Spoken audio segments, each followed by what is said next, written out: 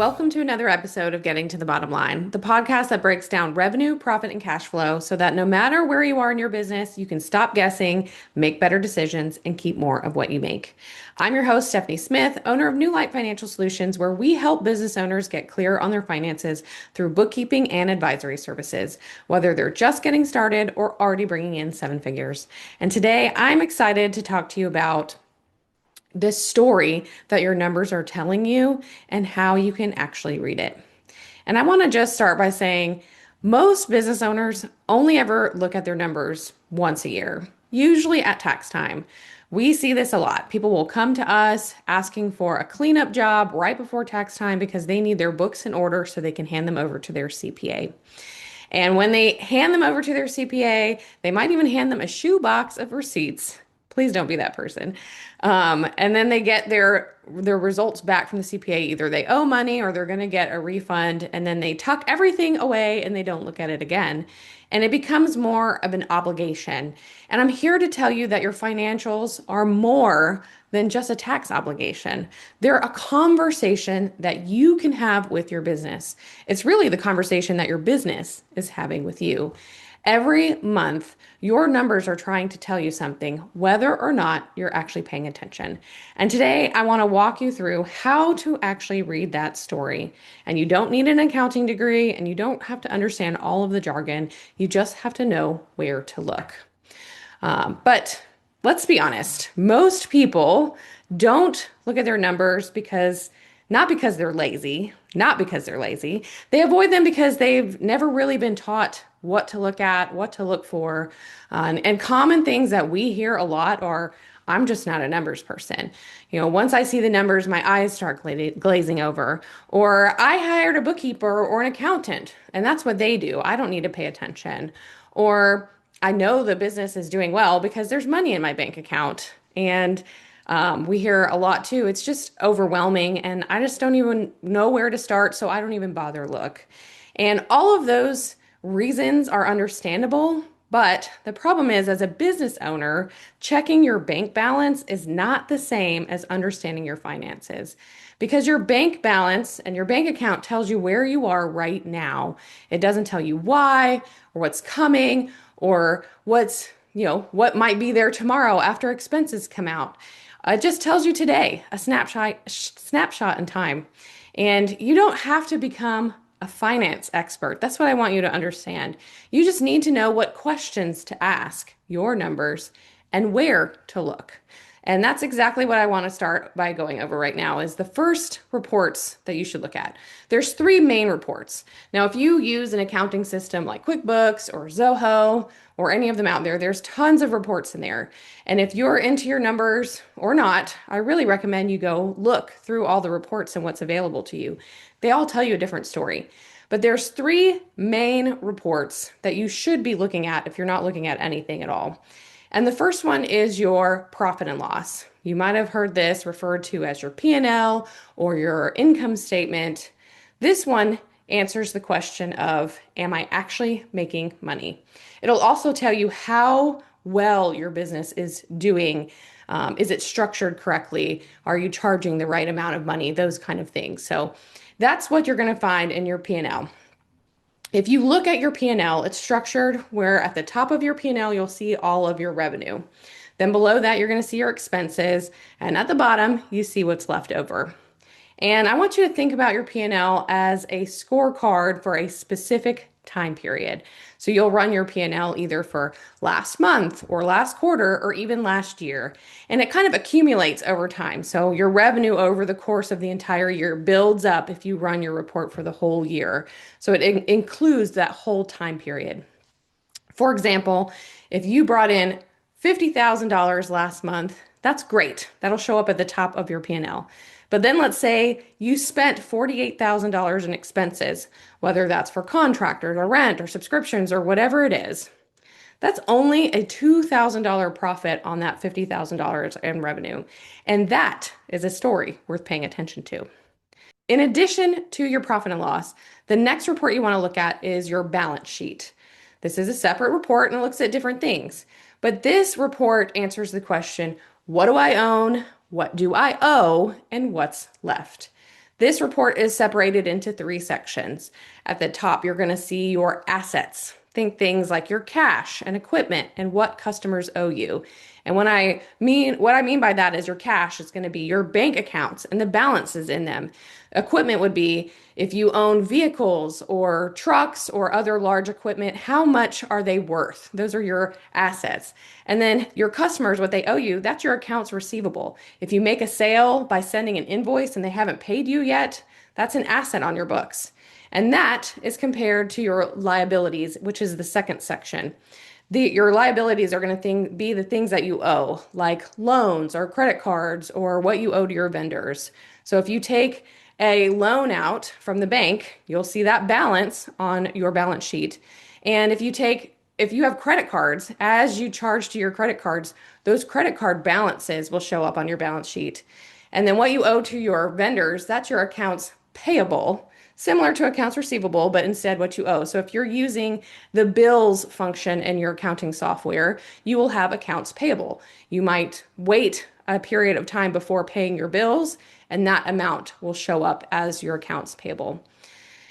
And below your liabilities is the equity section. This is essentially what's left over. If you were to take all the assets and sell them off and use that money to pay off all your debts, all those liabilities, what's left is your equity.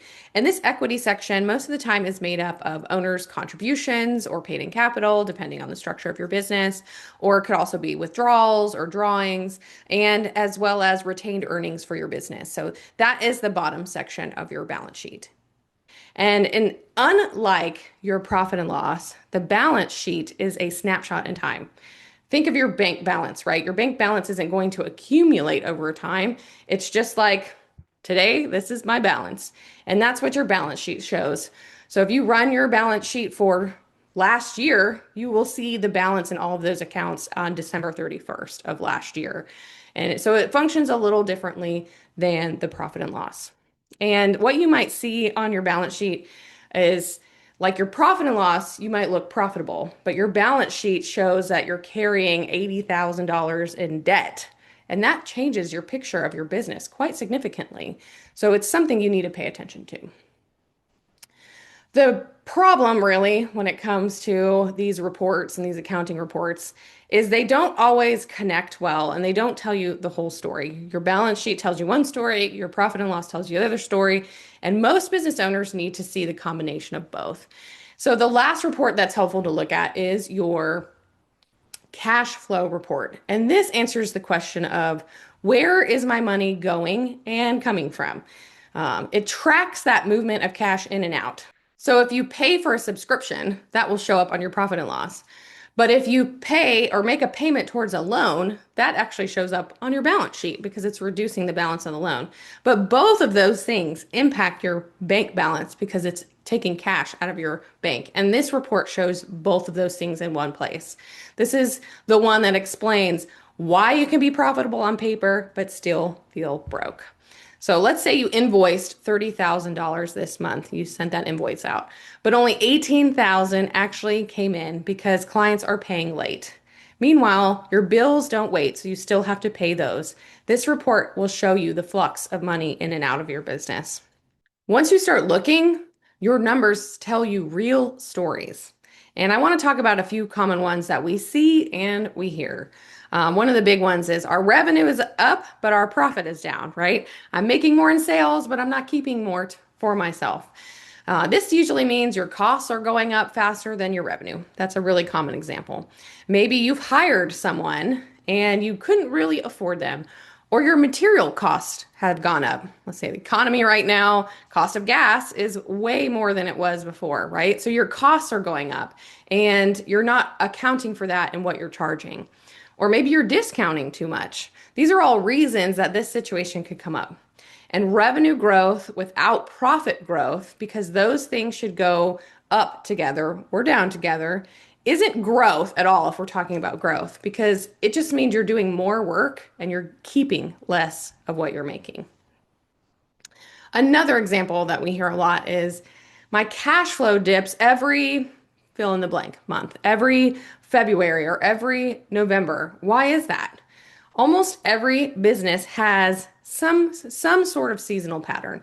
Especially if you're in the trades, maybe over the winter, things slow down a bit, or let's say you're selling bathing suits, right? Over the winter, less people are buying bathing suits. There's lots of different reasons that will cause that seasonality. If you know it's coming, if you've looked at your reports and you've watched those trends, then you can plan for it. You can set aside cash, adjust your spending, line up work in advance. If you don't know it's coming, then you're going to be scrambling to cover the bills and wondering every year, every season, what's going wrong. So these are things you have to pay attention to. And you can see in your numbers if you're looking for them and looking for those trends. Another example that we hear a lot is one client or service makes up most of your revenue. That right there is a big risk.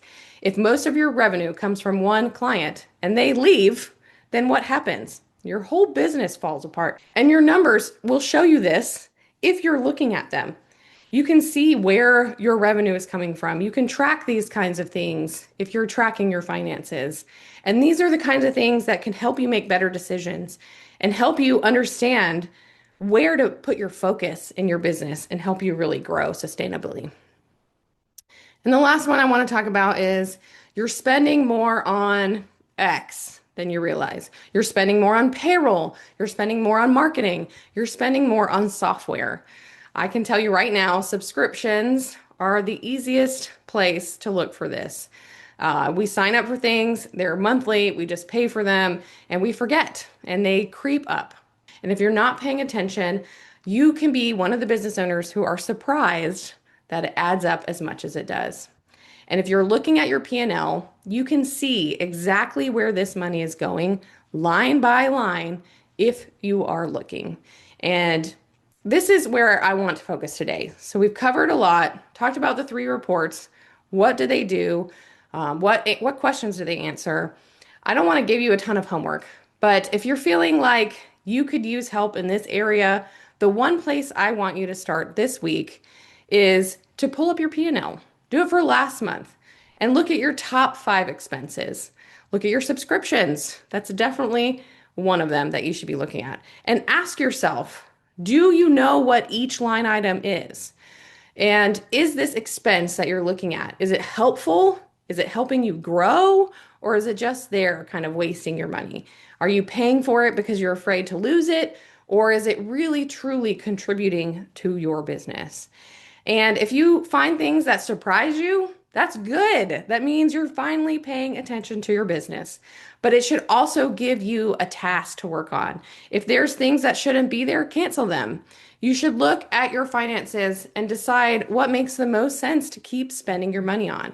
You have to be the steward of your own business, and you have to pay attention. It's no one else's job other than yours. And it doesn't have to be complicated. You just have to be consistent because things pop up. And if you're not paying attention, they just go to the wayside and then you just leak money out of your business. And I don't want that for you.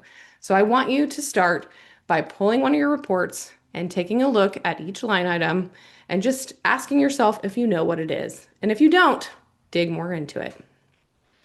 I want you to know that your numbers aren't scary.